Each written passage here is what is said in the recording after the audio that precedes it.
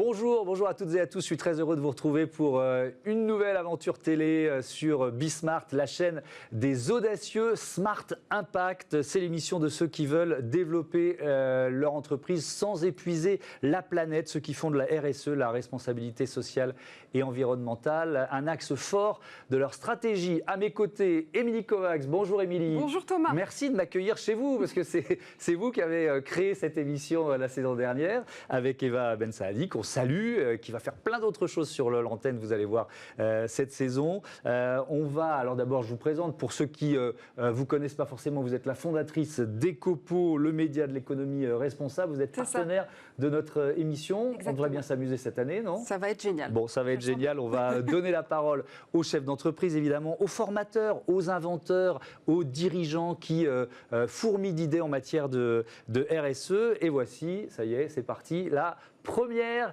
de la saison, notre premier sommaire. L'invité de Smart Impact, c'est Frédéric Bardot, président, cofondateur de Simplon.co. Son école, pas comme les autres, c'est une école gratuite qui forme des demandeurs d'emploi. Il veut féminiser les métiers du numérique. On continuera avec un débat. Aujourd'hui, il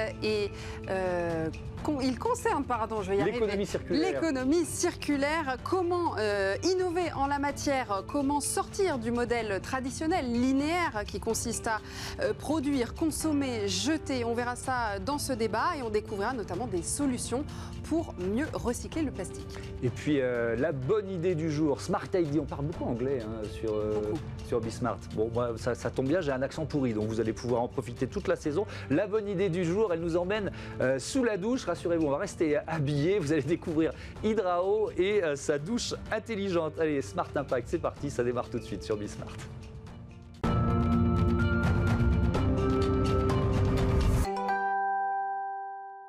Et donc, l'invité de Smart Impact, c'est Frédéric Bardot, président cofondateur de Simplon.co. Bonjour, est-ce que vous nous entendez bien, parce qu'on est en visioconférence? Très très bien. Bon, c'est super. Merci d'avoir accepté d'être notre premier invité de la saison. On est très heureux de vous recevoir. Puis on aura l'occasion, j'en suis sûr, de se voir physiquement sur ce plateau. On trouvera le moyen de vous réinviter ici, parce que c'est toujours un peu difficile de se parler comme ça en visioconférence. Alors Simplon.co, vous formez gratuitement, je l'ai dit, au métier du numérique depuis 2013 avec une idée en tête, révéler des talents venus de partout, de tous les horizons, et notamment ouvrir les formations, les métiers du numérique aux femmes. Alors, vous utilisez le numérique comme levier d'inclusion. Concrètement, ça veut dire quoi? Comment vous fonctionnez? C'est tout simple, hein. Les entreprises sont freinées dans leur développement, a fortiori dans ces périodes de crise sanitaire et de crise économique, parce qu'elles manquent de talents numériques. Hein. Tout le monde cherche des développeurs, des développeuses, des gens dans la data, la cybersécurité. Ils n'en trouvent pas, en tout cas pas assez. Et de l'autre côté, il y a des gens qui sont talentueux, un petit peu différents, qui ont des parcours un petit peu spéciaux, mais qui sont sur le carreau, qui sont inscrits à Pôle emploi ou dans les missions locales. Nous, on fait la jointure entre les deux. On source les talents, on source les besoins des entreprises et on forme gratuitement les apprenants pour qu'ils puissent rejoindre les entreprises qui les accueillent à bras ouverts. Donc voilà, c'est tout simple. C'est tout simple, vous existez depuis 2013. En 7 ans, vous avez formé près de 9000 personnes dans 99 fabriques ouvertes dans le monde. Alors là, on va en parler, on est un peu dans votre jargon. Il y a 35% de femmes, 61% de personnes peu ou pas diplômées et 70% de sorties positives vers l'emploi ou la reprise des études après vos formations. Sont quand même des chiffres impressionnants. Alors effectivement, il y a le jargon, les simploniens, les apprenants et les fabriques. Les fabriques sont des écoles, tout simplement? Oui, complètement, mais comme on n'est ni dans l'éducation nationale, ni vraiment une école comme les autres, c'est vrai qu'on a appelé ça des fabriques aussi, parce qu'on pense qu'on manque d'artisans du numérique. Hein. Vous savez qu'il y a beaucoup d'ingénieurs, beaucoup de data scientists, de profils très très très qualifiés, mais il y a aussi besoin de profils intermédiaires, de techniciens du numérique, et donc on les appelle les artisans du numérique. Donc on s'est dit, on ne va pas les faire dans une école, on va les former dans une fabrique, comme on fabrique des artisans du numérique. C'est notre petit jargon. Bonjour Frédéric. Bonjour. J'aimerais savoir d'où viennent vos élèves. Qui sont vos élèves exactement? Alors, la moyenne d'âge, c'est 30 ans, donc il n'y a pas que des jeunes, hein, même s'ils sont majoritaires. Il y a 60% de gens qui sont issus de classes jeunes, de moins de 25 ans. Il y a beaucoup de femmes, beaucoup d'hommes. En fait, ils viennent de tous les horizons. Il y a des gens qui quittent le système scolaire, il y a des réfugiés, il y a des personnes en situation de handicap, il y a des reconversions de plus en plus. Et en ces temps de plans sociaux et de restructuration, on va accueillir malheureusement beaucoup de nouveaux postulants dans les formations qui ont eu d'autres métiers, mais tous sont des débutants du numérique, c'est ça leur point commun, et ils sont solidement motivés pour apprendre un nouveau métier. Donc vous proposez quelle sorte de formation exactement ? Alors, on étudie les besoins du marché et des entreprises et en fait, on crée les curriculums qui permettent aux entreprises d'avoir les bonnes compétences. Donc, le métier le plus en tension du numérique depuis des années et pour des années, c'est le métier de développeur. Donc, développeur de sites web, d'applications mobiles, de logiciels. Donc, ça, c'est le métier roi. Donc, c'est la plupart des gens, les 9000 personnes qu'on a formées, sont sur ce référentiel-là. Mais il y a de plus en plus de besoins dans le cloud, le nuage, on en parle beaucoup sur Bismart, la cybersécurité, la data, l'intelligence artificielle, les réseaux. Il y a plein de métiers dans le numérique et donc on peut accueillir de plus en plus de personnes. Et donc beaucoup de femmes, c'est ça, parce qu'on va regarder ensemble les chiffres du secteur du numérique. La source, c'est l'Association des talents numériques. C'est un secteur qui est dynamique, 4,2% de croissance l'an dernier. Il y a 60 000 recrutements, un tiers des créations nettes d'emplois en France, l'an dernier, viennent de ce secteur. Et puis, très peu de femmes. Donc vous, il y a un objectif de féminisation, très clairement ? Oui, complètement. Donc la pénurie de talent, elle est mondiale, mais par contre, le nombre de femmes dans le numérique, c'est très culturel. C'est-à-dire qu'on est présent en Afrique et en Inde, et en Afrique et en Inde, la majorité de nos apprenants sont des apprenants, donc sont des femmes. Mais en Europe, pour le coup, c'est le contraire, et en plus, ça régresse d'année en année. Donc c'est incompréhensible d'avoir des métiers en tension qui ouvrent les bras à tous les nouveaux talents et qui ne sont pas très inclusifs pour les femmes. Donc les femmes se détournent de ces carrières pour plein de raisons, parce qu'elles ne sont pas accueillies les bras ouverts, parce qu'on les dissuade de faire ces métiers-là, et parce que comme c'est un métier majoritairement où les hommes ont un peu la main et le pouvoir, c'est vrai que ils ne sont pas très très inclusifs, mais on y travaille. Donc 35% de femmes à Saint-Plon, c'est presque un ovni sur le marché. La plupart du temps, c'est 10 ou 15%. On va dire les choses clairement, c'est un milieu macho ou pas ? Ouais, enfin en Europe, c'est ce que je disais. C'est très culturel. Vous allez en Inde, le rêve de toute famille, c'est que la jeune fille de la famille finisse dans une entreprise de services numériques. C'est le rêve parce que c'est une carrière propre, sûre, bien payée, qui peut se faire à la maison. Mais on ne sait pas pourquoi. Enfin, on sait un petit peu pourquoi à cause de l'histoire. C'est vrai qu'en Europe, aux États-Unis, c'est un peu le contraire. Ça a été un peu trusté par les hommes, mais c'est en train de changer et on y travaille avec plein d'entreprises qui s'engagent là-dessus. Alors, vous proposez aussi vos services aux entreprises qui veulent former leurs salariés au numérique. C'est souvent un plafond de verre qu'il faut casser ? Oui, complètement. Et puis là encore, on ne s'adresse pas au cadre exécutif d'un COMEX qui a envie de se former à l'agilité. On s'adresse aux salariés qui sont en difficulté avec le numérique, qui sont en danger d'employabilité et qu'on va retrouver à Pôle emploi si on ne les forme pas. Donc là, l'idée de Saint-Plon, c'est de ne pas attendre que les gens finissent à Pôle emploi, mais de faire de la prévention du chômage et de monter en qualification les salariés qui sont très impactés par la transformation numérique. Et avec le Covid et le confinement, c'est vrai que tout le monde a basculé sur des moyens électroniques comme on est en train de le faire en ce moment, mais tout le monde n'est pas formé et tout le monde n'a pas les compétences. Et donc c'est important de monter les compétences numériques des salariés aussi et de leur permettre des reconversions. Parfois, on prend des postiers ou des guichetiers de banque et on les transforme en développeurs, comme ça ils peuvent rester dans leur entreprise. C'est de la reconversion. Et les réticences, les craintes sont-elles forcément liées à l'âge ? Alors là, vous avez raison, il y a le genre, on en a parlé, les femmes sont un peu moins bienvenues, en tout cas en Europe, mais c'est vrai que l'âge, on soupçonne un peu le digital d'être un milieu jeuniste et donc d'ostraciser un petit peu les personnes seniors. Alors en plus, on est dans un pays où senior, ça commence à 45 ans, donc je suis désolé pour les spectateurs et les auditeurs, mais on commence à... Moi, ça me met très en colère, ce genre de choses, vous voyez. Senior à 45 ans, non, c'est pas possible. Exactement. On a encore plein de carrières, on a encore 20 ans à travailler quand on a 45 ans minimum. Et donc effectivement, et bien sûr, on apprend aussi bien quand on a 45 ans ou 50 ans, en tout cas l'informatique, que quand on peut en avoir 20. Il y a beaucoup de patrons qui nous regardent. Quel service vous pouvez leur proposer ? Est-ce que certains de ces patrons sont réticents ? Est-ce qu'ils hésitent à se lancer justement dans des plans de formation de certains de leurs salariés ? Oui, parce qu'il y a beaucoup de stéréotypes sur le numérique, hein. C'est vrai que le numérique, ça veut dire ingénieur, homme, blanc, grandes écoles, etc. Mais c'est vrai que tout le monde est dans le numérique maintenant. Tous les business sont dans le numérique et il y a des métiers dans le numérique de tout type de qualification. Donc effectivement, il y a des gens réticents, mais c'est vrai qu'avec les annonces gouvernementales sur l'apprentissage, hein, il n'y a que 2% d'apprentis dans le numérique, donc on a encore énormément de choses à faire. Mais il y a des primes gouvernementales et des choses qui sont presque neutres en termes financiers. Donc c'est le bon moment pour se lancer si on a des chefs d'entreprise qui ont envie d'accélérer leur transformation numérique et en plus de faire de la RSE. Parce que l'idée, c'est de faire les deux en même temps, là. On n'a pas parlé, si vous l'avez évoqué rapidement, mais de la pandémie, de la maladie, de la Covid. Est-ce que vous avez eu des décrocheurs, vous, sur vos élèves? Comment ça s'est passé?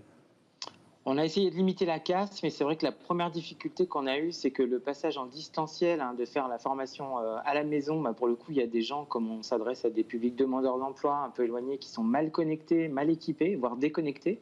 Donc ça, on leur a fait livrer des cartes SIM pour qu'ils puissent se connecter. Donc il y a eu cet aspect-là. Et puis après, on peut faire tout ce qu'on veut. On n'apprend pas un métier comme ça en Skype ou à distance. Il faut du présentiel, il faut du face-à-face pédagogique. Donc on a aussi des gens qui ont des difficultés à suivre nos cours en ligne. Et c'est pour ça que dès qu'on a pu retourner en présentiel, on l'a fait le plus vite possible parce qu'il faut du face-à-face pour pouvoir apprendre un métier. On ne devient pas développeur en regardant des MOOC. Et ben voilà, nous aussi on a envie de présentiel, donc vous serez aussi notre invité ici sur ce plateau dans quelques mois, c'est promis, ce sera un bonheur de voir comment avance Simplon.co. On va souhaiter donc bon vent à vos Simploniens, hein, j'essaye d'apprendre votre jargon sur le marché du travail. Salut Frédéric, merci beaucoup. Bonne rentrée. Merci à vous. Allez, tout de suite, c'est le débat de Smart Impact, on va parler de l'économie circulaire. Oui, on parle, Thomas, effectivement d'économie circulaire. On va essayer de comprendre comment on peut innover dans l'économie circulaire et casser ce modèle traditionnel linéaire.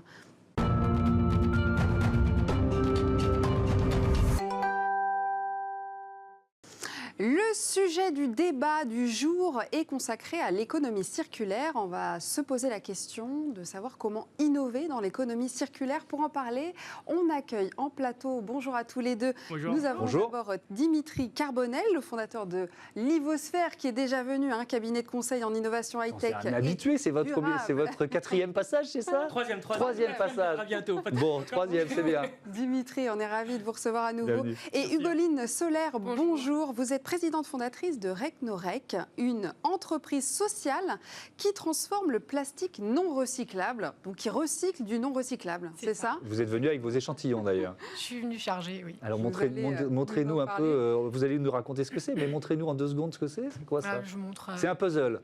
Donc c'est une pièce de puzzle pour dire qu'on contribue aussi à tout un univers de recyclage et d'économie circulaire. Donc on n'est pas la seule solution, mais on en fait partie.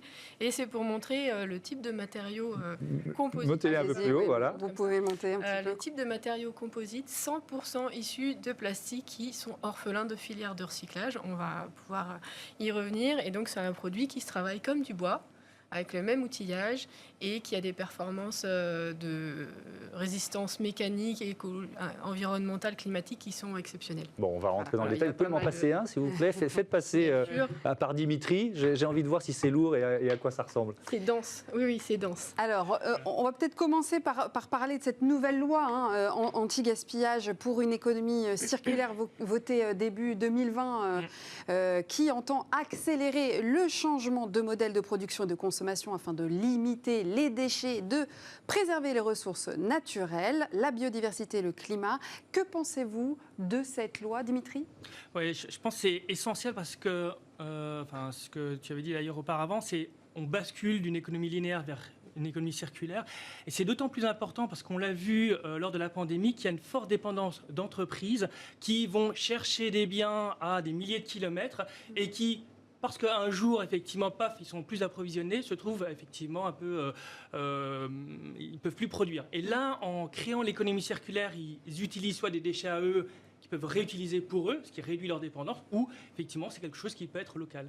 Donc, ça va vraiment, effectivement, dans le bon sens. Maintenant, il faut vraiment basculer d'un mode artisanal à un mode, je dirais, entre guillemets, industriel. Il faut faire ça de manière beaucoup plus massive. Oui, Hugoline, vous êtes d'accord? Est-ce que ça sera, cette loi va-t-elle peut-être accélérer les innovations dans ce sens? Bien sûr, je le souhaite et je constate depuis une vingtaine d'années que je travaille dans ce milieu qu'on est malheureusement ou heureusement, mais regardons-le positivement, porté par les évolutions réglementaires et les obligations réglementaires, qu'elles soient européennes ou françaises. Donc l'univers de la gestion des déchets et de l'environnement au sens large a eu besoin et continue à avoir besoin de cette incitation très forte de la réglementation pour motiver les gens à trouver de nouveaux modèles économiques et de nouveaux formats de production. Et je suis totalement d'accord avec Dimitri, il faut passer à de la production plus locale, avec des ressources locales et avec un mode de consommation qui va être cohérent avec toute cette logique-là. Donc c'est une loi qui va vraiment booster. Enfin, en tout cas, il faut qu'elle booste toute cette économie. 130 articles composent cette loi pour passer Je suis sûr que vous les avez tous lus. Tous, je connais tous par cœur, il y en a beaucoup. Oui, mais, pour être, moi, je les ai revus un certain nombre auparavant, et j'ai d'ailleurs fait un certain nombre de propositions qui vont dans ce sens-là, parce que notamment, rapidement, mais pour l'intégration, notamment la partie digitale, pour accélérer et faciliter l'économie circulaire. Alors, effectivement, elle se décline en 5 grands axes. Sortir du plastique jetable, mieux informer les consommateurs, lutter contre le gaspillage et pour le réemploi solidaire et agir contre l'obsolescence programmée d'ailleurs, et mieux produire. Est-ce que agir contre l'obsolescence programmée, toutes ces 5 raisons, est-ce que pour vous, c'est notamment vous qui faites de l'industrialisation avec une entreprise sociale, est-ce que c'est quelque chose qui va changer vraiment quelque chose ? Je suis pas dans le futur, donc je peux pas vous dire. Moi, ce que je pressens, c'est qu'aujourd'hui, on a envie de plus jeter bêtement sans réfléchir et de pouvoir poursuivre l'utilisation de nos objets, qu'ils soient électroniques ou qu'ils soient même des biens meubles et des objets plus neutres. Mais on a une difficulté majeure à trouver les pièces de rechange, à savoir comment les faire remplacer, à trouver les ressources nous-mêmes. Le bricolage, c'est une logique très française, mais c'est quand même très compliqué de réparer et de remettre en état des objets. Donc, je crois que ce genre de démarche peut permettre à des ressources humaines aussi, des artisans, des particuliers, des auto-entrepreneurs, que sais-je, de se positionner sur cette réparation et sur ces services qui sont fondamentaux, parce qu'on n'est pas tous capables d'utiliser des outils et de réparer. Et donc, il faut qu'on ait les pièces, il faut qu'on ait les ressources techniques pour le faire aussi. Oui, pareil pour les start-upers. Oui, parce qu'en fait, l'économie linéaire, c'est, moi je le rappelle, c'est produire, consommer, jeter. Oui, ça fait des décennies qu'on vit avec ce système-là. Vous proposez quoi ? D'innover ? Vous proposez à une entreprise éventuellement de changer son modèle pour sortir de ça ? En fait, un des gros problèmes qu'il y a dans l'économie linéaire, c'est grosso modo, c'est exactement ce que vous avez indiqué, c'est que ça coûte en fait moins cher de produire avec des matières premières vierges qu'avec des matières premières recyclées ou avec de réutiliser. Pourquoi ? Parce que d'un côté, il faut collecter des déchets, il faut les trier, il faut ensuite les transformer. Il y a de la main-d'œuvre derrière, donc ça coûte cher. Et en fait, justement, c'est un projet qu'on est en train de développer, notamment avec une designer en économie circulaire et puis une autre personne, pour faciliter l'ensemble de ces différentes étapes pour que ça soit plus simple de créer des filières circulaires, mais aussi le rendre désirable. Parce que c'est un des problèmes, c'est que souvent les matières recyclées, on y rechigne, les designers aussi ils rechignent à utiliser ça. Et bien là, l'objectif, c'est vraiment de le rendre désirable et de trouver des solutions simples pour le faire. Et d'ailleurs, on est en train de travailler avec des industriels, on recherche aussi des industriels dans le domaine du textile, dans le domaine de l'emballage, pour nous accompagner dans le cadre de ce projet. Mais sauf que là, on l'a tous vécu avec la pandémie. Moi, j'ai eu plutôt l'impression qu'on avait tendance à remettre encore plus d'emballage pour rassurer le consommateur. Donc là, on a peut-être descendu quelques marches qu'on va mettre du temps à remonter. Est-ce que vous avez cette crainte ? Alors, effectivement, je pense que c'est quelque chose qui est à court terme. Il faut obligatoirement qu'en deuxième lieu, on se dise, OK, je mets en place quelque chose, est-ce que plutôt que de prendre quelque chose qui est jetable, je peux avoir quelque chose qui est réutilisable ? Et je pense qu'il y a un exemple que Hugolina avec les masques qui serait intéressant que tu présentes. C'est quoi cet exemple ? Allons-y. Allons-y. En fait, on lance en septembre une opération qui va s'appeler Bas les masques pour montrer et expérimenter de façon vraiment poussée le recyclage des masques usagés, quels qu'ils soient, quel que soit leur type, FFP2, 3, les masques chirurgicaux, etc. Parce que notre solution permet de recycler les plastiques sans avoir à les laver ou les trier. Les trier, les séparer de matériaux qui sont normalement pas recyclables quand ils sont mélangés. Donc le principe du recyclage, c'est ça, c'est de faire du monomatériau. On sépare chaque polymère, on en fait des flux propres massifs et on les industrialise dans le recyclage avec les contraintes qu'on connaît. Nous, ici, on va s'occuper s'occuper de ce masque qui présente la difficulté d'être composé d'un élastique, de polypropylène sous forme textile. Parfois, il y a le petit biais qui protège le tour. Il y a le pince-nez qui est un petit fil métallique avec un Donc il y a plein de matériaux différents. Il y a plein de matériaux. Si on veut le recycler à la façon traditionnelle, il faut commencer par séparer chacun de ces objets, qui sont en plus ultra légers. Il faut les massifier, il faut les collecter, j'en parle même pas, et il faut arriver à faire des flux qui vont devenir intéressants pour des industries, si elles existent déjà, et qui peuvent les accepter. Donc c'est, au sens du développement durable, c'est totalement impossible à faire fonctionner, et c'est ce qu'on appelle les déchets non recyclables, entre autres. Et donc nous, ce qu'on fait, c'est qu'on les prend dans leur mélange, parce qu'on sait, avec la technologie Recnorec, on sait les transformer en un matériau que vous avez ici sous les yeux, qui n'est donc plus un masque, qui n'est donc plus un élastique, qui est un objet nouveau, innovant par ses propriétés, et qui utilise uniquement ce genre de déchets. Donc là-dedans, il y a des masques, quoi. C'est quand pas dans cela. Non, mais ça viendra. C'est possible. Quand le plastique est sale, c'est ça qui est difficile à recycler. En fait, les plastiques, ils sont recyclables si, ils sont propres, s'ils sont monopolymères. Donc, c'est-à-dire que les plastiques, c'est toute une diversité de polymères, c'est les molécules. On ne peut pas mélanger le plastique noir avec le plastique blanc, par exemple. Et puis, il y a le polypropylène, il y a le polyéthylène, il y a les polyoléfines. Enfin, il y a tout un tas de polymères qui, en plus, contiennent parfois des additifs pour leur donner un certain nombre de performances, qui font que ces matières sont incompatibles entre elles au niveau des filières plasturgiques traditionnelles. Certaines, oui, la plupart, non. Et en plus, si elles sont associées à, je ne sais pas, l'emballage papier du pot de yaourt, si on rajoute le pince-nez, si on rajoute toutes ces choses-là, on se retrouve avec des matières qui sont clairement pas compatibles. C'est une arme. C'est une arme. Non, c'est un... Et en fait, non, je rigole. Et ça va être utilisé en construction, par exemple. Alors, je vais juste finir sur Balai Masque, comme ça je réponds à votre question. Il reste une trentaine de secondes, il faut aller vite. Balai Masque, c'est une opération de crowdfunding d'entreprise. Donc, on propose aux entreprises qui sont concernées par ces solutions de venir cofinancer ce programme de recherche pour finaliser et atteindre des objets qui seront commercialisables à partir du recyclage des masques. Et donc, en 20 secondes, utiliser quoi? Dans le bâtiment, par exemple? Dans le bâtiment, dans les aménagements. En fait, ça peut remplacer le bois dans toutes ces applications extérieures. Ça se travaille comme un bois et ça s'utilise partout. C'était passionnant. Merci à tous les deux. À bientôt. Alors, je peux glisser juste une petite chose sur notre actualité.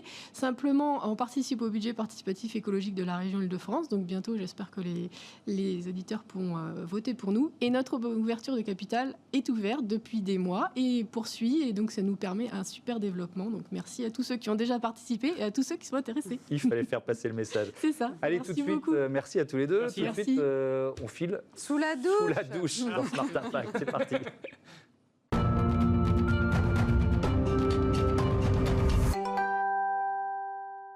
La bonne idée du jour, Smart ID, la bonne idée du jour, c'est Give, la première application de don d'objets et de nourriture entre particuliers. On est avec Florian Blanc, bonjour. Vous avez fondé Give en 2016 avec Hakim Baka. L'application a été lancée un an plus tard. Et donc, il y a un objectif qu'on imagine qui est très clair, c'est de lutter contre le gaspillage, c'est ça ? Exactement, lutter contre le gaspillage sous toutes ses formes, à la fois objets, ressources, etc. Il faut savoir qu'il y a plus de 10 millions de tonnes chaque année d'objets qui sont jetés à la poubelle et qui pourraient être réutilisés. C'est un rapport de 1 à 10 entre ce qu'on pourrait réutiliser et ce qu'on réutilise vraiment. Et aussi lutter contre le gaspillage alimentaire parce qu'il y a aussi une section nourriture au sein de l'application. Alors, vous êtes présent en France, au Canada. Présentez-vous un petit peu combien d'abonnés. De givers. Voilà, ah oui, c'est le terme qu'il faut employer, de givers. Combien d'objets de nourriture partagés, distribués, par exemple, l'an dernier? Exactement. Donc effectivement, on est présent partout en France. Donc on est disponible sur toutes les plateformes. On a aussi des communautés au Canada, en Belgique, en Suisse, etc. Et donc l'application existe depuis 2017, comme on le disait, et on a plus de 2 millions d'utilisateurs qui se sont inscrits sur la plateforme depuis le lancement. On arrive bientôt à près de 5 millions d'annonces qui ont été créées également depuis le lancement. Pour vous donner une idée, ça représente, on a fait un calcul, presque 11 000 tonnes d'objets qui ont trouvé une seconde vie au travers de la plateforme. Et pour ce qui est de la nourriture, alors pareil, c'est un petit calcul qu'on a fait, c'est 53 tonnes de nourriture depuis qu'on a lancé la section il y a maintenant un petit peu plus d'1 an. Ça veut dire quoi? Ça veut dire qu'il y a une demande de la plupart des gens de vouloir donner, d'échanger. On est à un retour, alors pas au troc, hein, mais à l'envie de donner les objets et de plus être forcément dans des échanges marchands aujourd'hui? Exactement. Alors nous, on se considère comme un usage, on va dire, complémentaire d'autres usages, qui peuvent être, par exemple, effectivement, la vente d'occasion ou le don aux associations. Donc on est vraiment complémentaires. Aujourd'hui, en fait, les gens, de manière générale, veulent consommer différemment, de manière plus responsable. Et donc, tout simplement, un objet qui n'est pas encore en fin de vie, on ne va pas le jeter, on sait qu'il peut servir à quelqu'un d'autre. Et en fait, le don permet vraiment de permettre ça de manière très facile et très efficace. Là où, par exemple, sur d'autres plateformes d'annonces de vente, le process peut être un petit peu compliqué, l'expérience n'est pas toujours au rendez-vous.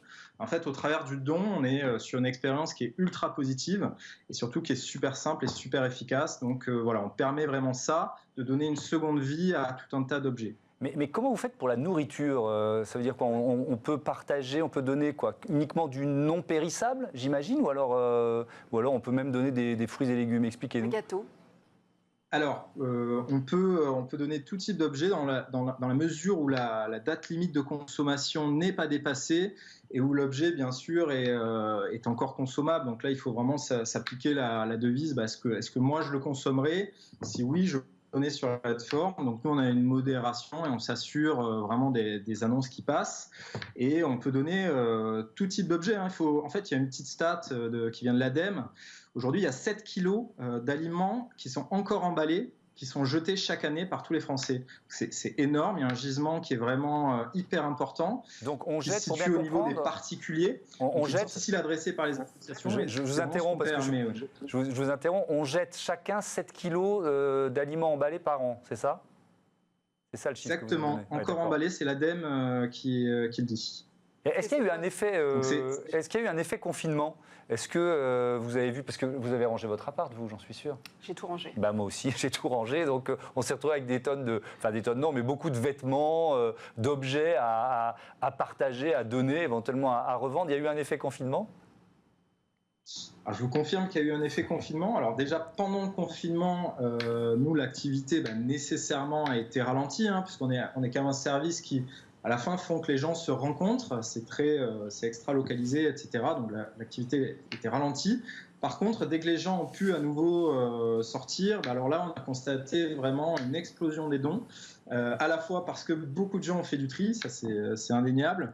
Aussi parce que la période, le printemps, était aussi propice. Donc on a battu des records de création d'annonces dans les semaines qui ont suivi le déconfinement. Est-ce que, question de Béotien, vous gagnez de l'argent avec cette application? C'est quoi votre modèle économique s'il y en a un? Alors, je vous confirme qu'il y a un modèle économique. En gros, on reste une start-up et donc voilà, on est une société qui est encore jeune et qui nécessite des investissements. Donc voilà, mais on a mis en place un modèle économique qui repose sur aujourd'hui 2 piliers. Donc la publicité. Donc on a un service qui génère beaucoup d'audience et donc on monétise en partie au travers de la publicité. Et ensuite, on a un pendant à ce modèle qui est un modèle d'abonnement en fait pour les gens qui souhaitent avoir une utilisation encore plus poussée pour les utilisateurs les plus actifs. En fait, il y a un abonnement qui permet d'avoir accès à des options de confort et à des fonctionnalités supplémentaires. Voilà. Voilà. À côté de ça, qui sont vraiment le modèle, on va dire, auprès du grand public, on travaille aussi sur des choses avec le B2B, avec les entreprises, sur des sujets d'économie circulaire. Voilà, donc c'est quelque chose qui se développe énormement, notamment avec la loi qui a été votée en début d'année d'économie circulaire. On est obligé de vous couper, Merci Florian. beaucoup. Merci Florian Blanc. Bravo pour cette belle idée. Bon vent à Give et aux Givers. Donc voilà, c'est la fin de ce Smart Impact. On se retrouve demain 9h, midi et 20h30 sur Bismart. Salut à tous. À demain.